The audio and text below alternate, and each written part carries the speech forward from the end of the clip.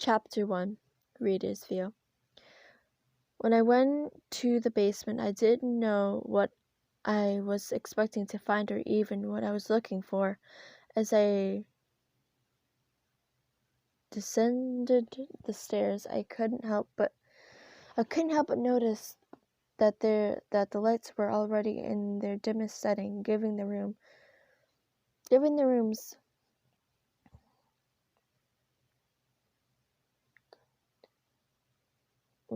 an eerie glow. Horror movie posters, weapons lined the walls, the action figures,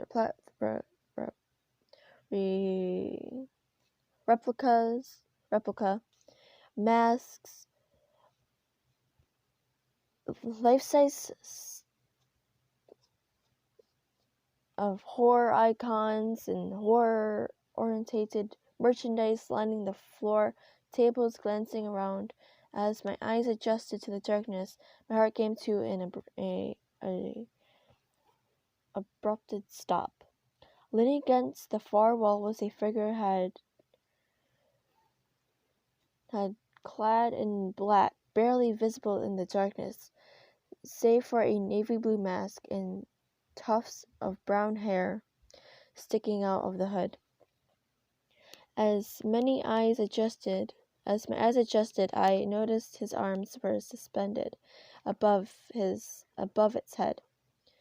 It enshackled to the wall with metal cuffs and the hands stuffed into some weird mitten that looked like steel balls. For a moment, I felt too numb, to think. Please be a prop, I silently pleaded. Please don't be real. Please don't be real. Please don't be a real person.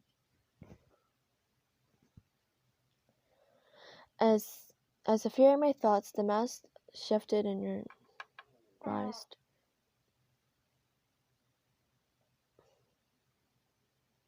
The black eyes, a dripping black paint, seemed to meet mine. My stomach sank upon seeing the movement, and I felt like I was about to throw up. No. Buddy was keeping a person down here. He had a person chained up in the basement? How long has he been in here? I was eating dinner right above here while a person was locked in the basement, sleeping in my own cozy bed while he was forced to sit here with his hands freezing aside steel fetish mittens. That mask. It looked like something out of a horror movie. Had Buddy forced him to wear it this entire time? Somehow I managed to swallow back the bill and opened my mouth, but no sound came out. I didn't know what to say. What to do? No, I didn't know what to do. I staggered across the room. And knelt in front of him. Pain shot through my side again, but I gritted my teeth and resisted the need to cry out as I cluttered the wound. Are you okay? I managed to ask, my speech halting and slow as I tried to keep the pain from showing in my tone. Right now, that was the last thing he needed. After a moment, he gave me a single nod, filling me with relief. Good. My name is Alex. Here, let me help you get this off. I reached for the mask to remove it, but he reclined and shook his head violently, catching me off guard. You don't want it off? There was a pause, then he shook his head. I took that as a no. This puzzled me, but I wasn't really in the mood or mindset to ask questions. There was still too much to process. My beloved uncle figure had just tried to kill me, and now I found out he was a kidnapper. Even I felt like a horrible nightmare. Everything felt like a horrible nightmare, but the pain in my side was a constant reminder that this was all too real. Jacksville. When Jack saw the unfamiliar girl, he found himself catching his breath. Even in the dim lighting, he was able to clearly see her.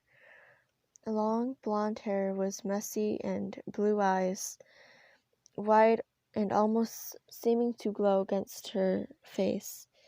Everything about her was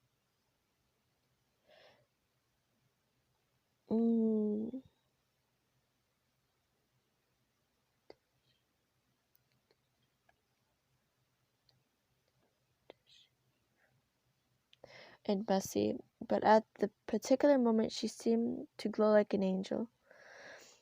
After a few moments of staring, he realized the red splotches on her shirt and pants weren't part of a design, but were blood. Seeing it made his mouth water even more. Hunger quickly rearing its ugly head, but he fought back and decided to attack. It wasn't exactly in a position to do anything anyway, and that's when the moment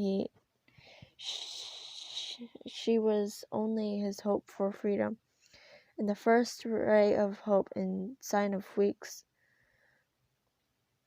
maybe even months. She approached and knelt before him, her face visibly torturing the pain. Up close, he noticed there was a large tear in her shirt. Through which he would glimpse a large bleeding cut, which didn't help his hunger.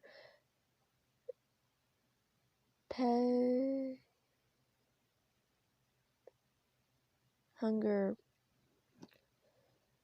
Was all of the blood hers? He hoped not. She couldn't pass out on him now, or they would probably die, obviously fighting for the pain. The girl asked about his well-being. Her voice was musical compared to the man's raspy voice. The man where he was upstairs. He would worry about that later. For now, Jack needed to focus on escaping. He didn't dare speak, not wanting his inhuman nature to slip out. It had been a while since he last spoke. His hunger didn't make him very trusting of his ability to speak normally. For the same reason he reclined when she tried to remove his mask. If she saw his face, he needed to free him first.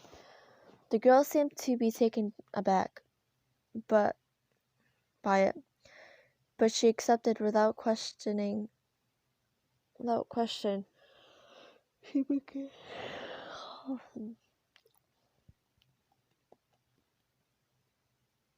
and began inspecting the cuffs. Did you know where he keeps the keys for these things? She asked, her voice still slow and halting. That cut in her side must really hurt. Reflexively, he tried to move his hands to point, but obviously that wouldn't work, so instead he nodded his head towards the desk behind her, hoping she would get the message. She turned around and asked, "Do you mean the desk like one of the drawers?" Relieved, she figured it out, and he nodded. She staggered to her feet and slowly made her way towards it. Sorting through the drawers of what seemed to be forever, finally returned with 2 keys. If he had eyes, they would just lit up at the sight of a small metal object. Freedom was finally in his sight. Read his view. Keys in hand, I reached for the padlock and the shackles and I tried to open it. Panic came over me. Momentarily, when the key didn't fit, trying to jab the lock desperately until finally a simple realization hit me. The lock went with the other key. Dropping the first key, I picked up the second one and it fitted perfectly. Click. The first shackle opened and his arm fell to his side, limpy.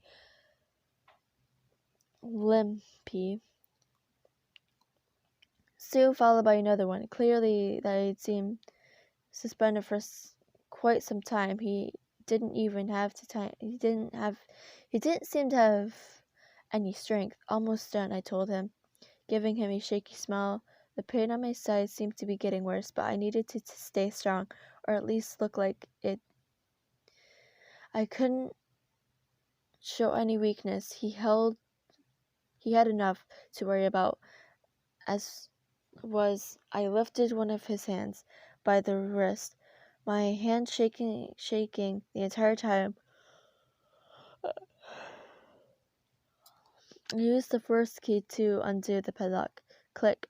The ball had a hinge at the top, apparently meant to be open in a way that made it split in half. I steadied my hands long enough to do just that, lifting it off of his hand. Suddenly my body went tense and the mitten fell from his hand, leading onto the ground with a clatter. His hand was a gray color, unnatural for humans. His fingernails, meanwhile, were just nails. They were more like claws, sharp enough to tear something. I stared at them with wide eyes, unsure what to make of it. What? I spread out, but suddenly he lunged at me, knocking me onto my back, and pinning me to the ground. His one free hand wrapped around my neck, squeezing tight. I was shocked, but I didn't even try to fight back. I was just stared up at the navy blue mask. At the moment, everything seemed to crash around me. All of the insanity of the night came to a head in my mind, and I just couldn't take it anymore. Eyes fluttering, my vision blurred, and I blacked out.